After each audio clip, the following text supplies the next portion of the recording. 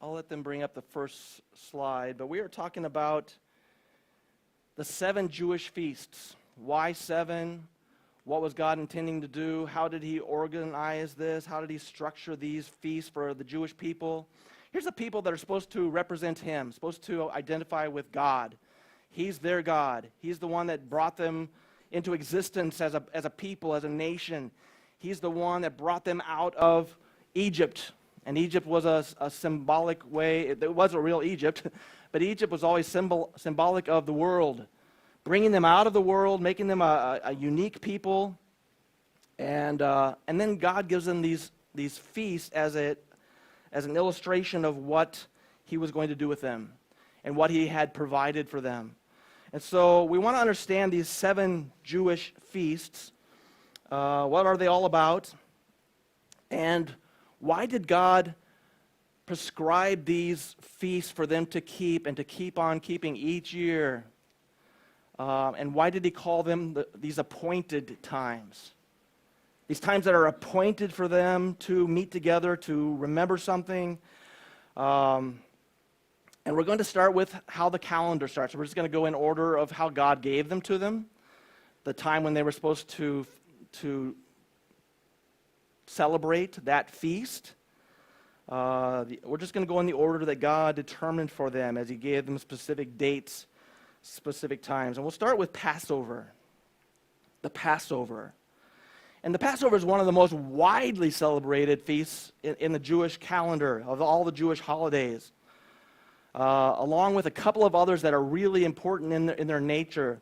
Shavuot, the Feast of Weeks, or what we would call Pentecost. They celebrate that. They celebrate Sukkot, which is the Feast of the Tabernacles. And this one, Passover, is one of 3 pilgrimage feasts. All of the people would come together. All the males were required to be there, and they'd bring their families with them, and they would celebrate in Jerusalem these pilgrimage festivals.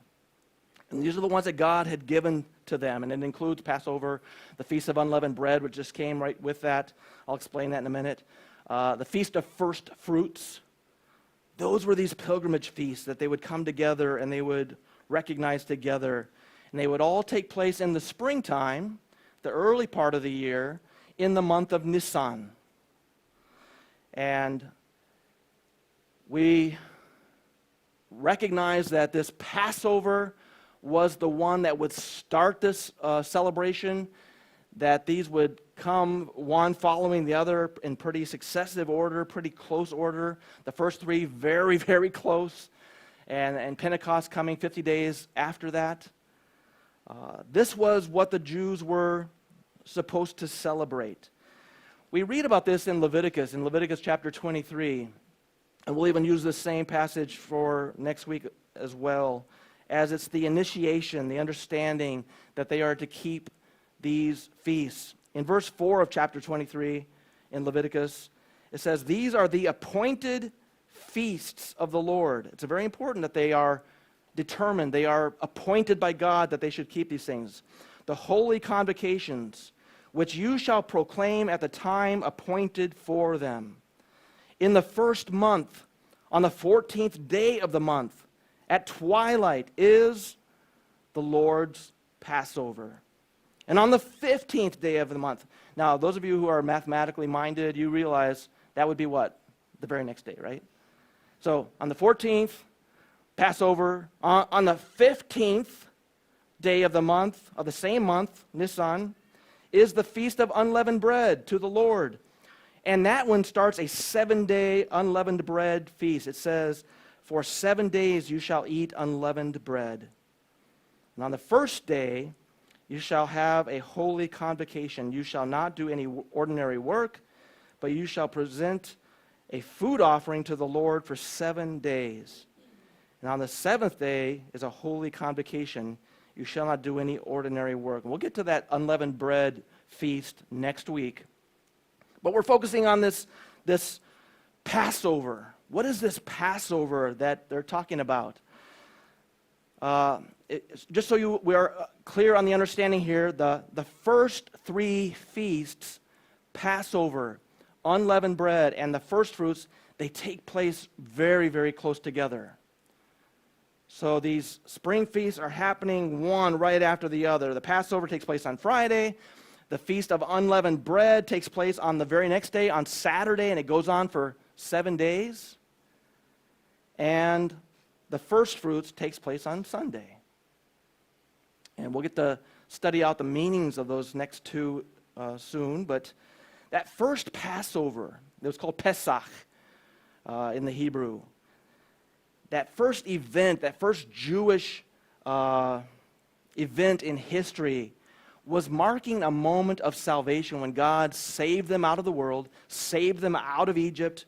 They were in slavery in Egypt. They weren't getting themselves out. And God makes this way.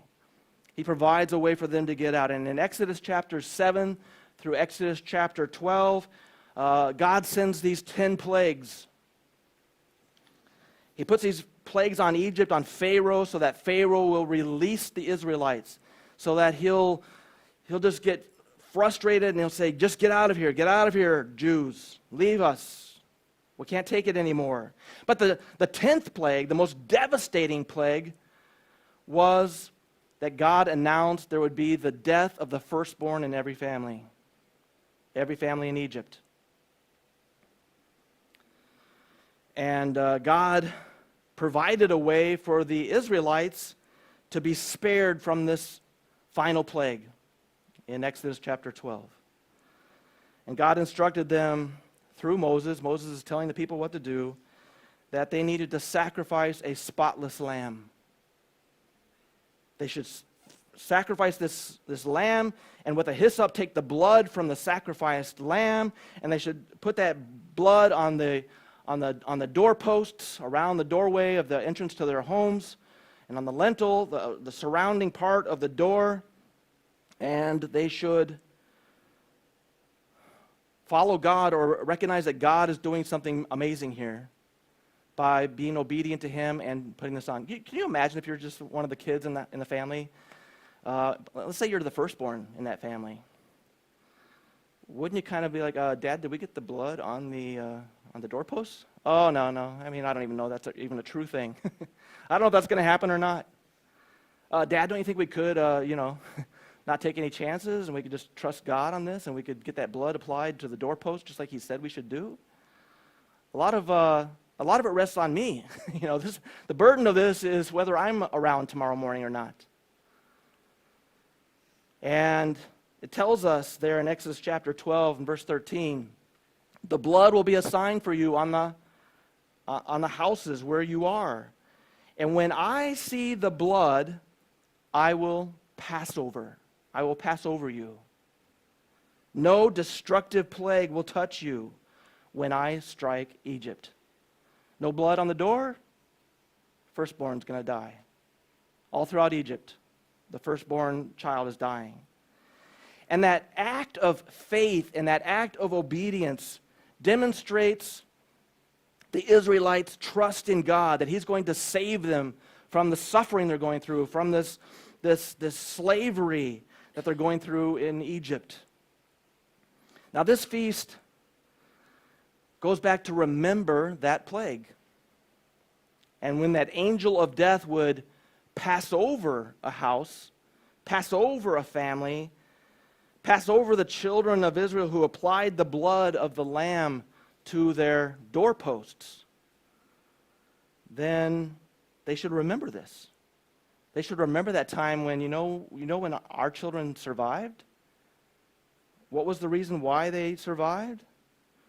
It's because the Israelites took that bundle of hyssop and they dipped it into the blood of the sacrificed lamb, and they put it on the doorposts. They put it on the sides, on the threshold. They put it in all these ways, and they put that frame there so the angel would see that and would not strike the firstborn in that family dead.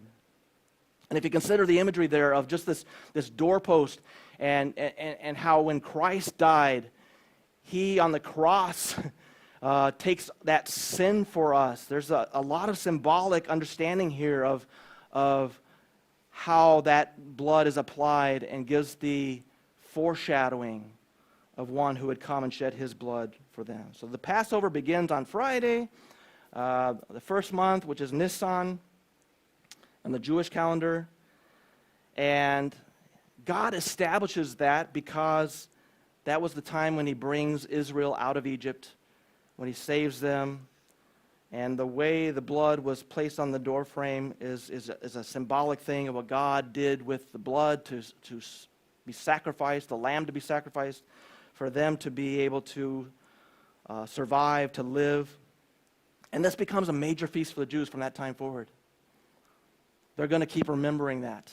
They're going to keep thinking about that. The men are required, the people are required to come back to Jerusalem and to bring a lamb, a perfect lamb, a lamb that is spotless, without blemish.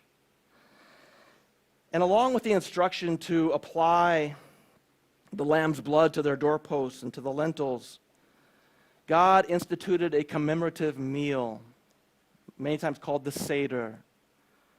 This meal that consisted of roasted lamb.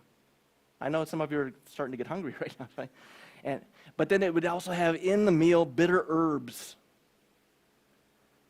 And in this meal there would be unleavened bread as they started that feast of unleavened bread that would continue on. And the Lord tells them that they're to observe this rite as a statute for you and for your sons forever.